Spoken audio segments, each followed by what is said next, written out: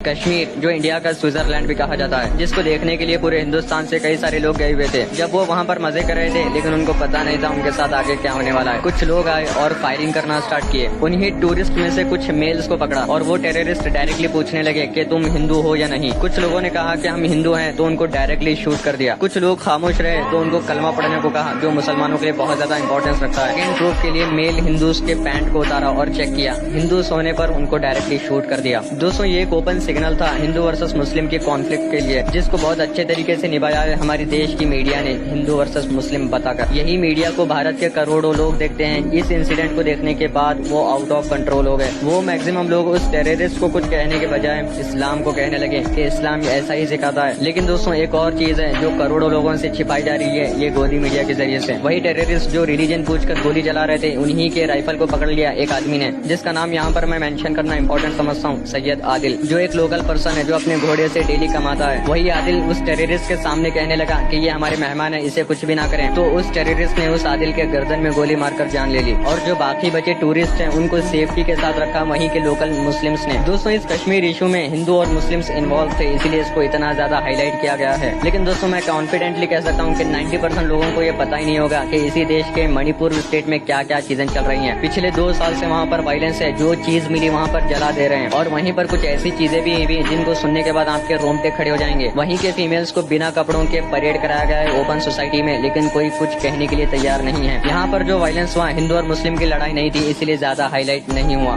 دوستوں، جب ہمارا دیش ہندو ورسس مسلم میں بٹا ہے تو اسی انگریز 200 سال تک ہندوستانیوں کو غلام بنا کر رکھے ہیں۔ جب یہی ہندو اور مسلم ایک ہوئے ہیں تو یہی انگریزوں کو بھگایا بھی ہے۔ اب پھر سے ہمارے دیش میں ہندو ورسس مسلم کی آگ پھیل رہی ہے۔ ایک اور بات دوستوں، اس جگہ پر ایک چیک پوسٹ ہے جہاں پر ہمیشہ سیکیورٹی ہوتی ہے، لیکن اس ٹائم پیریڈ میں وہاں پر کوئی بھی ایک آفیسر اویلیبل نہیں تھا، جس کے بعد ٹیررسٹ آئے، اپنا کام کیے اور چلے گئے۔ کسی کو پتا بھی نہیں چلا کہاں سے آئے تھے اور کہاں چلے گئے، جس کا آنسر ابھی تک کسی کو نہیں ملا ہے۔ دوستوں، پرے کیجیے ان لوگوں کے لیے جو اس انسیڈنٹ میں مارے گئے ہیں اور ان کے فیملی کے لیے بھی۔ ایک اور بات دوستوں، ٹیررزم ہیز نو ریلیجن۔